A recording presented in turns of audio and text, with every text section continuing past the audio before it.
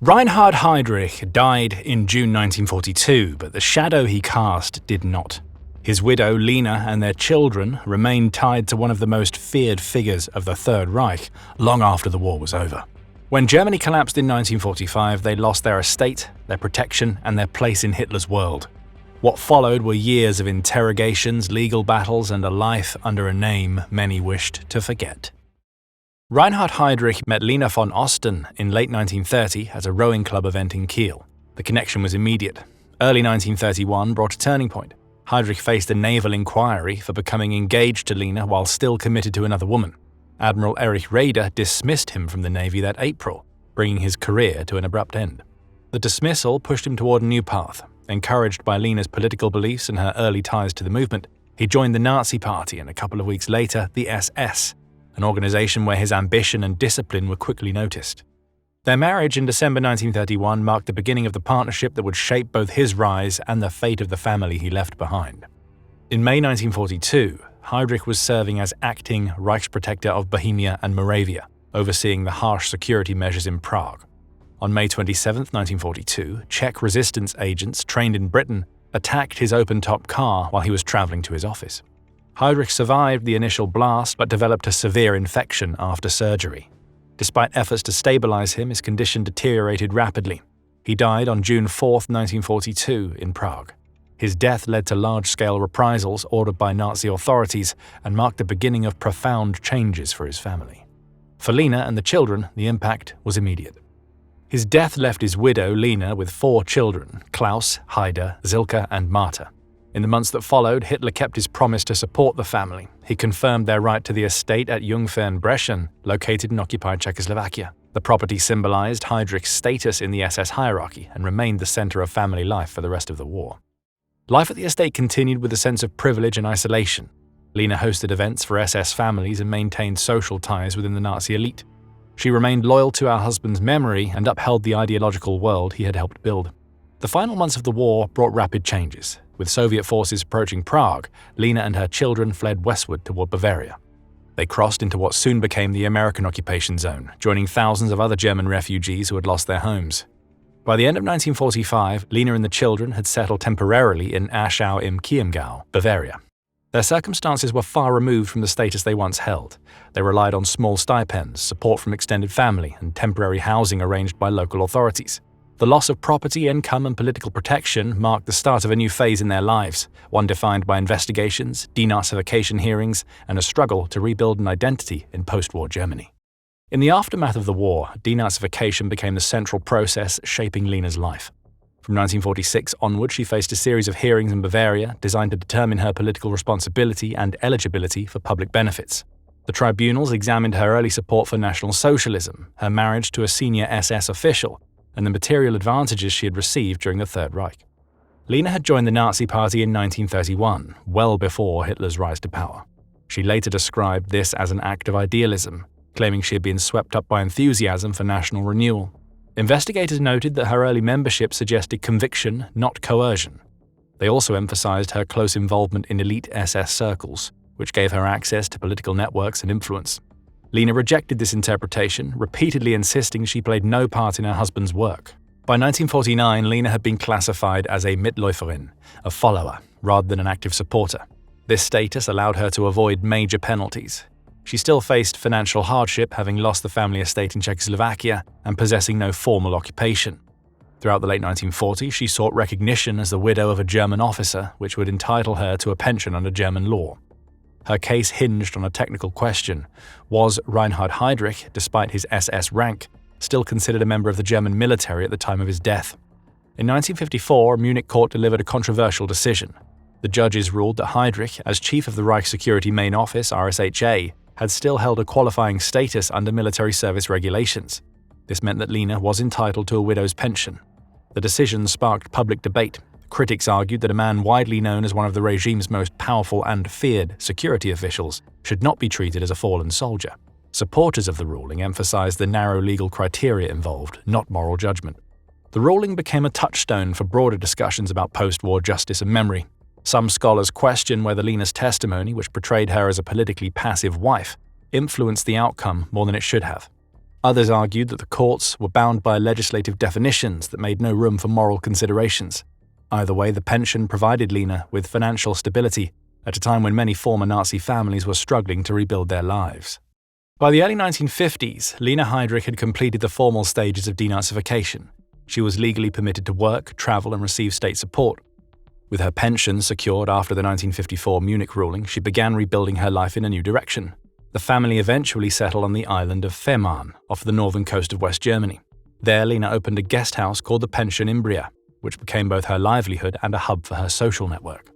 Running the pension brought Lina into contact with tourists, locals, and former acquaintances from her pre-1945 life. Several reports note that she maintained ties with families connected to the SS elite. Her loyalty to her husband and to the worldview they shared remained unmistakable. She often portrayed herself as a misunderstood victim of the post-war climate.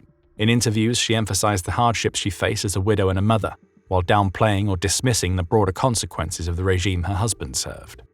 In 1976, Lina published her memoir, Life with a War Criminal. The book drew immediate attention. Critics argued that it presented an incomplete and selective account of Reinhard Heydrich's role in the RSHA. They noted that Lina shifted blame away from her husband, questioned historical evidence, and emphasized his private qualities rather than his public actions. Historians still debate whether the memoir reflects genuine conviction, strategic self-presentation, or a mix of both. Public interest in Lina resurfaced in the 1970s and 80s when journalists and researchers traveled to Fehmarn to interview her. One account, later cited in Crime Read's feature Interview with the Hangman's Wife, and based on journalist Nancy Doherty's recorded conversations with Lina, described her firm defense of Reinhard Heydrich and her belief that history had judged him unfairly. According to Doherty's interviews, Lina spoke with sharp recall and unwavering conviction, recounting details of her husband's life with precision. Observers noted that she showed little willingness to reinterpret the past, presenting a portrait of a woman whose beliefs remained unchanged. The debate surrounding her public statements touched on a broader question: how should post-war societies handle the testimonies of individuals who remained loyal to discredited regimes? Some scholars argue that Lina's interviews provide insight into the mindset of families associated with the SS. Others caution that her accounts must be treated carefully, as they often challenge established historical research. The truth varies depending on whether one prioritizes archival documents, personal testimony, or scholarly interpretation. By the early 1980s, Lina's health had begun to decline, though she remained active in her guest house as long as possible. Her final years on Fehmarn were relatively quiet, marked by visits from friends and occasional discussions with researchers. She died on August 14, 1985, at age 73. Her death closed a chapter that had spanned the rise of the Third Reich, its collapse, and 4 decades of post-war Germany. Her legacy remains controversial. To some, she symbolizes the persistence of loyalty among families tied to Nazi leadership. To others, she represents the complexities of post-war identity and the challenges Germany faced in reconciling personal narratives with historical responsibility. The post-war years reshaped the lives of the Heydrich children in ways none of them could have anticipated. Their father's reputation, their mother's loyalty, and the loss of their estate placed them in a difficult position in a society reckoning with its past. Each child followed a different path, shaped by personal choices and the weight of their surname. The eldest son, Klaus, did not live to see the end of the war. Tragedy struck the family in October 1943. Klaus died in a traffic accident near the estate where he collided with a delivery truck while riding his bicycle. His death was a devastating blow to Lina, who mentioned it repeatedly in later interviews. Hitler sent condolences and SS figures attended the funeral. Reinhard Heydrich became the most publicly known of the surviving children. After the family fled to Bavaria in 1945, he completed his schooling in the region and later pursued a career as an engineer. For decades, Heydrich avoided public attention and declined interviews, choosing to keep his distance from discussions about his father's role in the war. In 2009, he made a rare exception and agreed to speak with John Martin, the author of The Mirror Caught the Sun, Operation Anthropoid 1942. In that conversation, he adopted a notably defensive stance toward his father. In 2011, Heydrich briefly returned to public attention after he offered to support the restoration of the former family residence at Panensky Brzeżany. The proposal drew strong reactions in the Czech Republic, where the property remains closely associated with his father's wartime administration. Local officials noted that Heydrich had left the estate as a child in 1945 and viewed his offer as an attempt to help preserve a historic site. Public response, however, reflected a wider discomfort with any initiative linked to the Heydrich name. Some commentators argued that restoring the property with his involvement risked overlooking the suffering experienced under Nazi occupation, while others saw the gesture as a possible form of acknowledgement rather than tribute. The two youngest children, Silke and Marta, maintained far more private lives. Reliable information about Silke is scarce. One unconfirmed online report suggests that she may have emigrated to the United States, but no verified sources support this. Marta, who now goes by the name Bayer, still lives on Fehmarn, where she owns a small clothing shop. Like her brother, she does not give interviews. She never knew her father and has said she knows little about him. In one remark published in the German magazine Stern, she noted that people cannot imagine what it's like to have such a father, and that his name follows her day and night. Family perspectives vary. Marta's son, Reinhard, has expressed the view that no one truly knows the full extent of what his grandfather did. By contrast, Peter Thomas Heydrich, the son of Reinhard's brother Heinz, has stated publicly that he finds it unfortunate that Reinhard's children never distanced themselves from their father's actions or acknowledged, even symbolically, the suffering experienced under his authority. These differing views highlight the complexity of navigating the Heydrich legacy within the extended family. What is clear is that none of the surviving Heydrich children became involved in extremist politics or public advocacy related to the Third Reich. Their lives differed sharply from the public legacy embraced by their mother.